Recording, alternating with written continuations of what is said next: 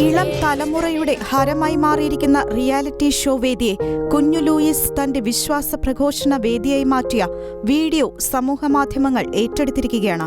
സദസ്സിനെ പ്രകമ്പനം കൊള്ളിച്ച സംഗീത പ്രകടനത്തിന് ശേഷം വലുതാകുമ്പോൾ എന്തായിത്തീരാനാണ് ആഗ്രഹം, പാട്ടുകാരനാകാനാണോ എന്ന കാർലോസ് റിവേറ എന്ന വിധികർത്താവിന്റെ ചോദ്യത്തിന് മറുപടിയായിട്ടായിരുന്നു 8 വയസ്സുകാരന്റെ അതിശയിപ്പിക്കുന്ന പ്രതികരണം.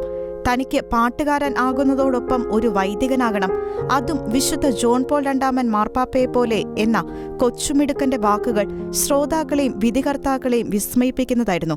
അതേസമയം ഒരു വൈദികനും പാട്ടുകാരനുമായി തീരണം എന്നായിരുന്നു തന്റെയും ആഗ്രഹമെന്ന് ഓർത്തെടുത്ത കാർലോസ് റിവേറ വൈദികരാകാൻ സാധിച്ചില്ലെങ്കിലും പോക്കറ്റിൽ വിശുദ്ധരുടെ ചിത്രങ്ങൾ താൻ കൊണ്ടു നടക്കാറുണ്ടെന്നും കൂട്ടിച്ചേർത്തു.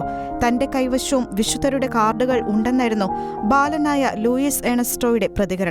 തന്റെ കൈവശമുണ്ടായിരുന്ന കാർഡുകൾ വിധികർത്താക്കൾക്ക് നൽകാനും ലൂയിസ് മറന്നില്ല. എന്തിനാണ് വൈദികൻ ആകുന്നതെന്ന മെലിൻഡി എന്ന വിധികർത്താവിന്റെ ചോദ്യത്തിന് മറുപടിയായി മനുഷ്യർ നല്ലവരാകുന്നതിനും ലോകത്തിൽ സമാധാനമുണ്ടാകുന്നതിനും വേണ്ടിയാണെന്ന പ്രായത്തെ വെല്ലുന്ന ജ്ഞാനസമ്പന്നമായ മറുപടിയാണ് ബാലൻ നൽകിയത്.